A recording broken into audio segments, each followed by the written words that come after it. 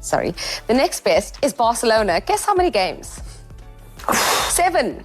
Wow. This is impressive. Of Europe's top 5 leagues, this is impressive. Oliver Glasner doesn't sound too chuffed about it, but he could, put his name into the history books. And so could Crystal Palace. It's amazing. They could do, and they've defied the odds on so many occasions, Crystal Palace, particularly against the big clubs as well. They were winners in the Community Shield, as we all know. They were winners of the FA Cup last season. They gave a lot of hope to some of the mid-ranking teams who think that maybe some of the bigger teams have got all the money, all the resources, but he makes the sum of the parts work.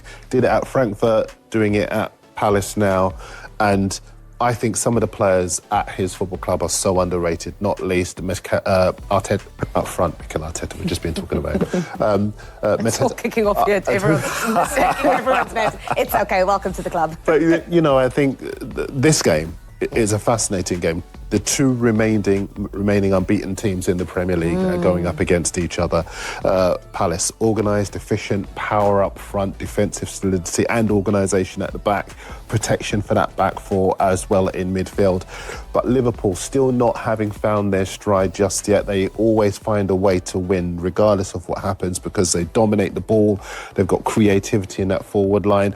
They're probably around about 50-60% of where they want to be. We haven't seen the best Liverpool yet, but I think that winning run that they've established and the motivation now to really put together the kind of run we saw last season from Liverpool and to put Arsenal out of it, put the pressure onto them, I think that will power them going into this match. Yeah, absolutely scary thought that they aren't yet at their absolute best. Liverpool and yet won 5 from 5. If the Premier League table, which Liverpool currently lead, if the Premier League table was made up of games only from January, since the start of 2025, as it says at the top there, Crystal Palace are 4th. Wow. That is really, really impressive, wouldn't you say?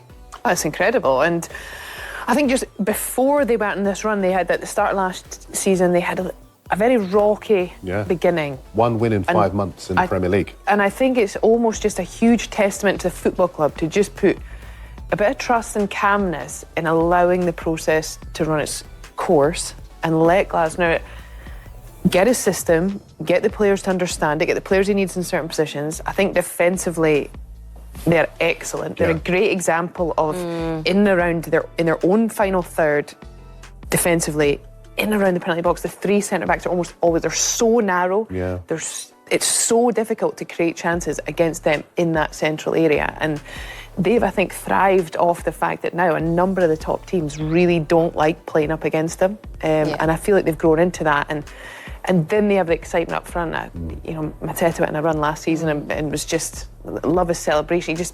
He brings that little bit of excitement and energy that then I think also then lifts the fans to that next level. And it's exceptional how well he's done. A player that really has come to life under Oliver Glasner. Let's look at Glasner's record and just put into context for you how well he has done at Crystal Palace since coming in. They have the joint, as you mentioned, joint best defensive record in the Premier League currently, alongside Arsenal, having conceded just twice so far this season, 3 clean sheets in 5 Premier League games. And there are a whole host of stats in all competitions, played 70 and won 32, losing only 15 with a win ratio of 45.7%. Arne's won Community Shield. Of course, they beat Liverpool. And that sets up a second meeting between the two sides already this season. Quick thoughts on Glasner's record so far at Palace, and then the fact that they have this little bit of recent history with Liverpool. Well, the Palace record is outstanding, as Rachel was saying, considering the start to the season. But the reason why they kept faith with him is because they knew what they had. They knew what he'd done at Frankfurt, and they knew that he was bringing that to Selhurst Park. In terms of the spice with Liverpool, it's interesting because they've got the psychological edge, if you like, of having beaten Liverpool and not being afraid of them in doing so. Liverpool will point to their record. I think it's 10 wins in a row in the Premier League at Selhurst Park against Crystal Palace. And again, as I say, they're not yet at where they want to, but they're not at their best. Isak is still nursing his way into the side. He'll have to start now because Ekitike can't play, and that's going to be fascinating. Will he want the physical game that this could become at Selhurst Park?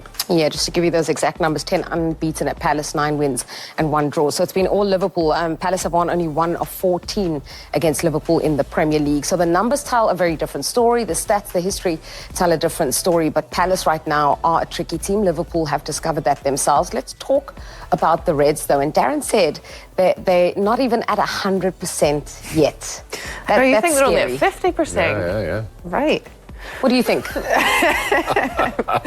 I think everyone is trying to find their rhythm. I think everyone will improve an incremental amount as the weeks come in. I think one of the best things about this period for Liverpool is they have found a way to win all these games. I think there's been moments where you've thought, potentially the points have been at jeopardy, but I just feel what that creates psychologically for a team is so powerful. I actually think Liverpool will be better off by only operating at 50-60%, let's call it. Because what they're gaining is this ability to score late in games, to know that they've find a way to battle through the tough moments, to ride their luck when they need to. That momentum is very special. You can only gain that by experiencing it. They've probably done it better than anyone so far this season, which is just another string to their bow that they probably don't necessarily need, but they'll take it. I only say it because Wirtz is nowhere near as good as he was in Germany. Isak is still nursing his way into the side. Yeah. Salah hasn't been that great, even though he scored important goals so far this season. Gravenberch has probably been their best player, and Van Dijk has done all right, but not as well as he could have. Probably the last couple, particularly the Arsenal game where they were very, very defensively strong. But I still think that there is quite a way